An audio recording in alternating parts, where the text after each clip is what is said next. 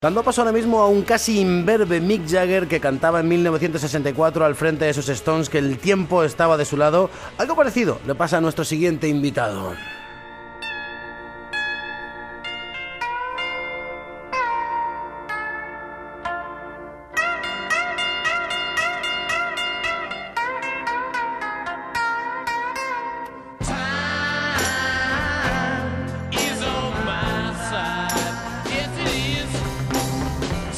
Que precisamente imberbe no es. La editorial El Páramo ha publicado hace unos meses Combates de este tiempo. Estamos hablando de una compilación de textos firmados por Julio Anguita, el que fuera coordinador general de Izquierda Unida entre el año 1989 y 2000 y alcalde de Córdoba desde el 79 hasta 1986. Un gusto saludarle. Buenos días, Julio Anguita. Buenos días. Ya que he dicho lo de imberbe, ¿desde cuándo lleva usted barba?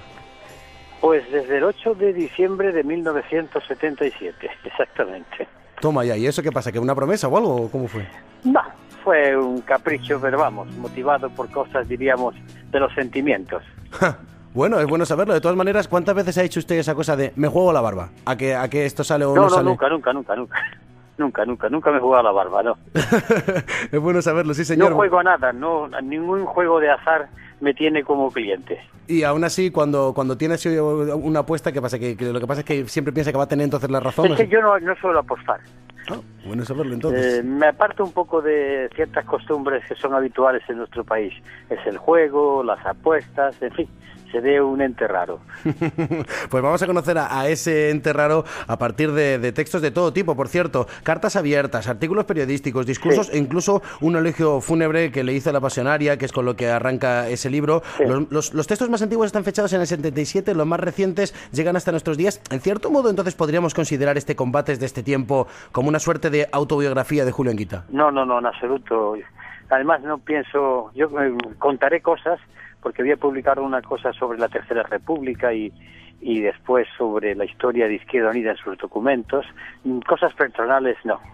Voy a hablar de la historia de una idea y en concreto en estos documentos se llaman Combates de ese tiempo porque si ustedes repasan el libro verán que hablo muchas veces de Maastricht. Sí. Y voy diciendo muchas cosas que después, por desgracia, se han ido cumpliendo. Aquello fue un inmenso error, muchas alegrías, pasa como la moneda única, que entramos en la moneda única perdiendo soberanía monetaria de una manera muy alegre, muy consciente, sí. Y ahora empezamos a darnos cuenta. Por eso se llaman combates de este tiempo, porque aunque están escritos hace años, tenían y siguen teniendo hoy vigente actualidad. Es justo lo que iba a decir, que yo podría abrir el periódico ahora mismo y encontrar distintos aspectos, y lo vamos a confirmar ahora mismo en esta entrevista, que se incluyen, y la referencia en este libro, insistimos, del 77 hasta nuestros días. Por ejemplo, lo que ha dicho ahora mismo, el no a Maastricht o a la Constitución Europea, siempre desde esta perspectiva europeísta. ¿Qué piensa ahora mismo Julio Anguita de esa conjetura que llamamos Europa?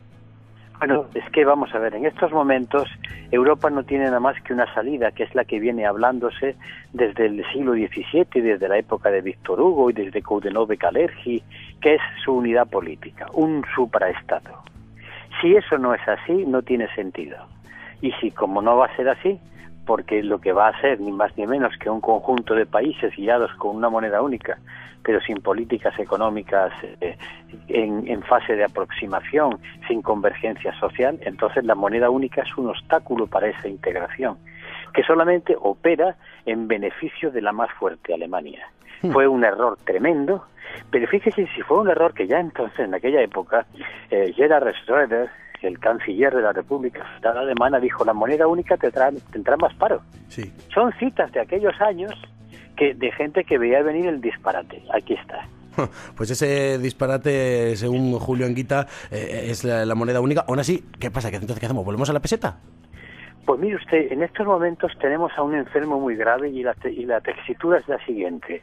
O el enfermo se muere poquito a poco, apagándose como un bracerito, que es de continuar así, porque los déficits no se pueden llegar a los plazos, es imposible, no lo van a poder hacer, salvo que acaben ya con el Estado.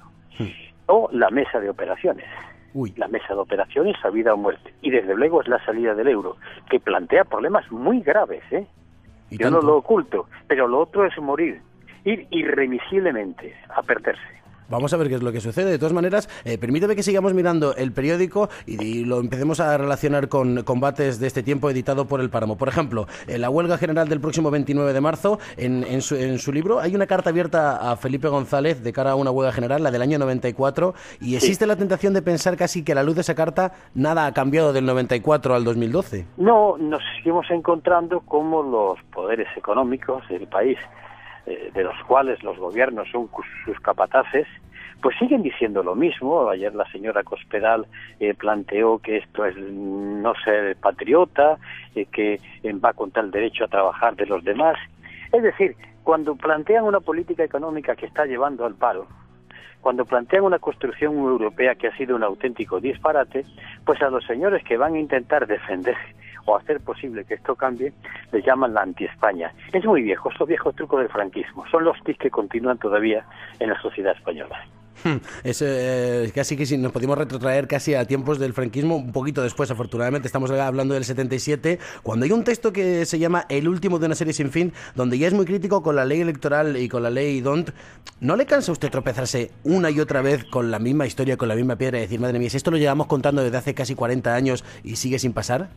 Sí, lo que pasa es que fue una ley electoral admitida entonces, yo creo que erróneamente por el propio Partido Comunista, porque en fin lo que quería era, en fin, entrar en la democracia, la legalización, todas esas cosas de aquella época de la transición, pero está hecha de anillo al dedo de las dos fuerzas mayoritarias y no se cambia mientras no lo quieran los dos y no lo van a cambiar. ¿Por qué? Porque claro, a ellos un diputado les cuesta la tercera parte de lo que le cuesta a un diputado de Izquierda Unida o cualquier otra fuerza minoritaria, no hace falta.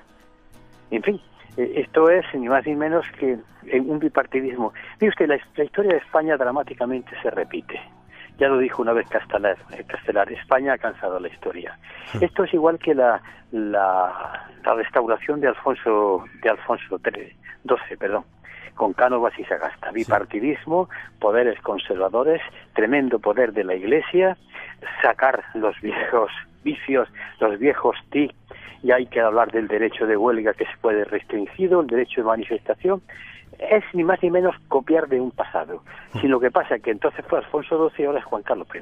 No, lo que pasa es que de repente, no sé si usted ahora ya como político retirado tiene la sensación casi de un exfutbolista, o sea, de estar mirando el fútbol por la tele y decir yo lo haría mejor, o cómo haríamos esto, o realmente cómo se siente una persona que ha trabajado tanto en el mundo de la política y que ahora simplemente, digamos, es un espectador más. No, yo sigo siendo político, porque escribo, combato, milito. Lo que pasa es que no estoy en cargos de relevancia en mi fuerza política, ni tengo ningún cargo institucional, pero soy político. Yo soy un animal político, y además lo digo, no soy como esa cantidad de hipócritas que son políticos hasta las cachas, perdonen la expresión, y se dicen que son apolíticos, son unos embusteros. Político hasta los garbanzos son políticos. Vamos a hablar claro, y yo lo soy, yo lo soy y lo reconozco. Claro que sí. ¿Por qué? Porque tengo un concepto de sociedad, porque lucho con los problemas que yo encuentro en mi país y veo en la sociedad desde mi punto de vista. Soy como igual de política que la Iglesia Católica, que también da sus opiniones sobre la sociedad, igual que político que es el rey o un banquero. Claro. De todas maneras, dentro de ese concepto de sociedad donde milita, hay un artículo que se llama Son los nuestros, que es uno de los últimos textos recogidos en combates de este tiempo, donde declara sentirse muy cerca del 15M. Va a pasar un año, dentro de muy poquito, evidentemente. Sí. Ahora mismo la gente no está en sol, aunque sí sale a la calle por distintas circunstancias. ¿Cómo cree también que ha avanzado ese movimiento en este último año? Bueno, ahora mismo yo creo que está en fase rein, en fase de pensar cómo tienen que organizarse para ser más efectivos. Es decir, tuvieron un empuje extraordinario, pusieron a pensar a una parte importante de la sociedad, las fuerzas políticas dijeron, caray, que nos han salido aquí unos señores que saben lo que están diciendo. Pero claro, ellos también tuvieron una serie de, diríamos, de fallos. Se lo creyeron muy pronto, se encontraron estupendos. Sí. Y desde luego enseguida empezaron a decir, no, aquí nosotros no tenemos que nada con la política, aunque otros de ellos decían, no, miren ustedes, no somos apolíticos, somos apartidistas. Ese inmenso error de declararse apolíticos y unos señores que toman la calle para defender unos principios es una contradicción interminir. Bueno, yo creo que en estos momentos ese movimiento, que es importante que se mantenga, yo creo que está pensando quizás un proceso constituyente, otra cosa nueva, pero desde luego con los mismos parámetros de movilización y decir las cosas claras. En ese sentido, cuando yo decía son los nuestros, pero no en el sentido de poseerlos, sino de ser poseído por ellos. Claro, lo que pasa es que, por ejemplo, entonces, digamos que entra en contradicción al momento en el cual estaban esas elecciones, por ejemplo, en Madrid, y el movimiento 15M decía que no quería entrar a valorar esos resultados. Bueno, repito, porque existe ese prurito un tanto candoroso, ingenuo, de pensar que la política es la negación de las virtudes, de la sinceridad o del pensamiento, y cuando ellos realmente están haciendo política, porque política es incidir en la sociedad. Porque lo que ocurre es que la política ha ido degradándose su concepto a hacerse sinónimo exclusivamente de elecciones, y las elecciones son un aspecto más de los muchísimos que tiene la actividad política. Eso ha sido una lucha. A mí cuando alguien me dice yo soy apolítico, me echo a temblar. Estoy ante un ignorante o estoy ante un cínico.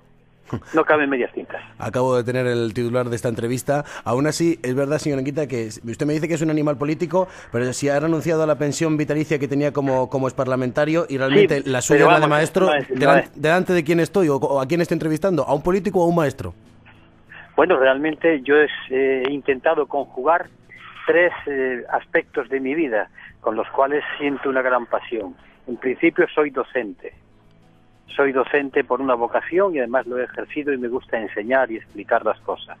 En segundo lugar, soy historiador, modesto pero historiador, porque creo que la historia es el instrumento para entender lo que está pasando ahora. Y en tercer lugar, soy político. Con las tres facetas yo me he movido siempre e intento coordinarlas a la hora de mi actividad. ¿Y si tuviera que elegir una de las tres? No puedo. Son tres formas. Pero es la broma. Es como intentar a la Trinidad Católica o a la Trinidad India quitarle a una persona, ¿no? Aquí entonces tenemos ahora mismo a Julio Anguita, ubicuo y trinuo dentro de la docencia, el mundo de la historia y la política. ¿Y de la música? Bueno, sí, soy diríamos, pero vamos, sí, no sistemático. Mire usted, lo mismo me da un tiempo por escuchar barroco. Llevo siempre en el coche, cuando salgo a viajar, porque no lo utilizo en la ciudad, llevo puesto siempre radio clásicas. Los tenemos aquí al lado, ¿eh? Están pared con pared. Pues siempre tengo puesto radio clásica, ¿no? Pero después me gusta mucho la copla la copla española, la copla andaluza. Me gusta además la música de determinado tipo, música folclórica. Me gustan los grandes éxitos que han marcado, por ejemplo, los grandes festivales. Vamos, que no le hago ascos a nada, ¿no? Vamos, Como por ejemplo, el otro día me encontré en un programa de televisión española un conjunto que me encantó, un tal Limbotec del País Valenciano. Y caray, me gustó, después lo busqué, en fin.